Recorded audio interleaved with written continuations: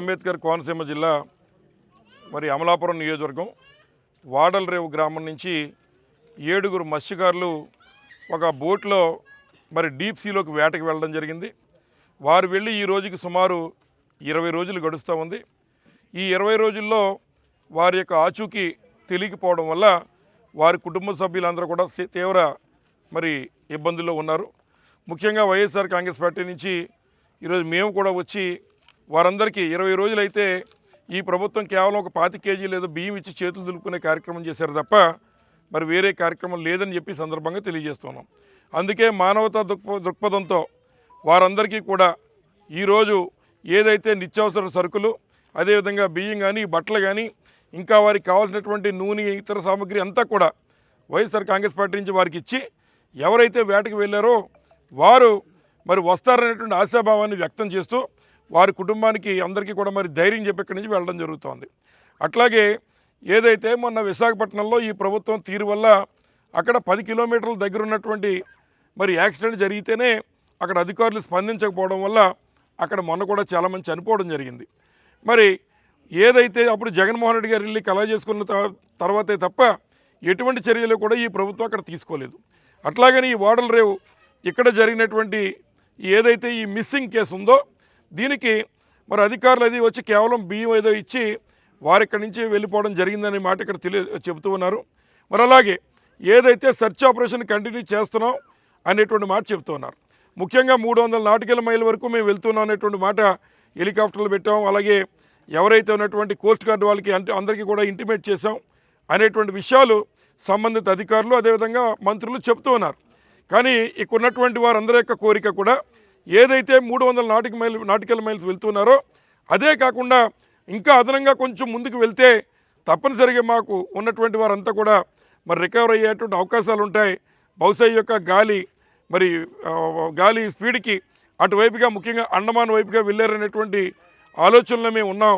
కాబట్టి ప్రభుత్వం ఆ రకంగా సహకరించాలని వారు చెబుతున్నారు. మేము వైఎస్ఆర్ కాంగ్రెస్ పార్టీ నుంచి సెర్చింగ్ ఏరియాని ఇమీడియట్గా మరి అదనంగా ఇంకొక 300 మరి నాటికల్ మైల్స్ పెంచే విధంగా ప్రభుత్వం చర్యలు తీసుకోవాలని చెప్పి సందర్భంగా మేము డిమాండ్ చేస్తూ ఉన్నాం. అట్లాగే రెండోది ఏదైతే ఈ ప్రాంతంలో అంబేద్కర్ కోనసీమ జిల్లాలో సుమారు 12,000 మంది మెరైన్ ఫిషర్మెన్ ఉన్నారనేటువంటిది అంచనాగా చెప్తున్నారు. అందులో ఈ వాడలరేవు ప్రాంతంలోనే సుమారు 5,000 మంది ఇక్కడ కూడా ఉంటారనేటువంటి మాట చెప్తున్నారు. అలాగే 1985 బోట్లు ఈ ప్రాంతంలో ఉన్నాయి.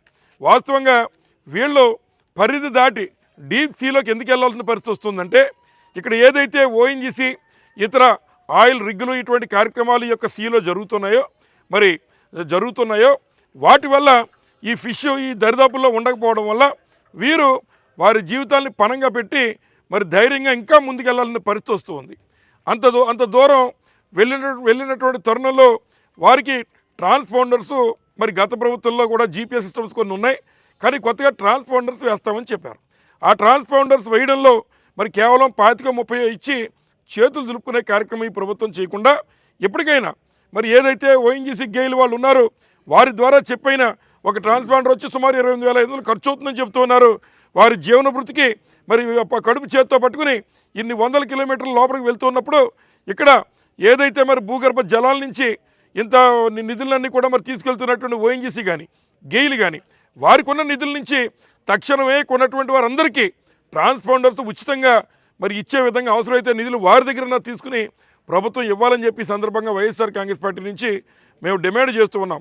అట్లాగని ఏదైతే మరి అందరూ కూడా ఆశాభావంలో ఉన్నాం, ఇది మిస్సింగ్ కేసు, ఎక్కడా కూడా ఏదో అయిపోయిందనే ఆలోచనలో మేము లేవు, అందరూ కూడా మంచి ఆలోచనలో ఉన్నాం.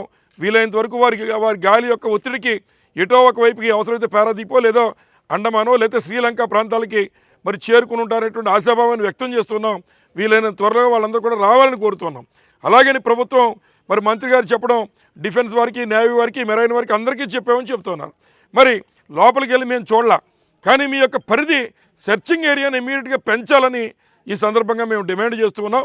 అట్లాగే మరి ఇక్కడే మెరైన్ మరి స్టేషన్ కూడా ఉంది, దాంట్లో సుమారు 21 మంది పనిచేస్తూ ఉన్నారు. స్వతహాగా ఇక్కడ రోజు 40-50 బోట్లు డీప్ ఫిషింగ్ వెళ్తూ ఉంటే ఎంతమంది వెళ్ళారు, ఎంతమంది మళ్ళీ వచ్చారనేటువంటి కనీసం రికార్డు రాసుకుంటే ఈ ప్రభుత్వం ఆ దిశగా పనిచేస్తే కనీసం వారు 3వ తారీఖున వెళ్ళిన వాళ్ళు కనీసం 8వ తారీఖో 10వ తారీఖో రాకపోతే దాని మీద 10వ తారీఖు నుంచి సెర్చ్ ఆపరేషన్లు కంటిన్యూ చేసుంటే ఇవాళ ఇంకా ముందుగా వారిని రికవర్ చేసుకునే అవకాశం ఉండేదేమో. మరి ఆ రకంగా ఇక్కడ ఉన్నటువంటి మెరైన్ వాళ్ళు ఎవరైతే ఉన్నటువంటి డిపార్ట్మెంట్స్ ఈ రకంగా చేయకపోవడం వల్ల కూడా కొంత నష్టం జరిగిందేమో అని చెప్పి మేము భావిస్తూ ఉన్నాం. ఏది ఏమైనా ఇప్పటికన్నా కళ్ళు తెరిచి ప్రభుత్వం సర్చింగ్ ఏరియాని ఇమీడియట్గా కూడా పెంచాలి.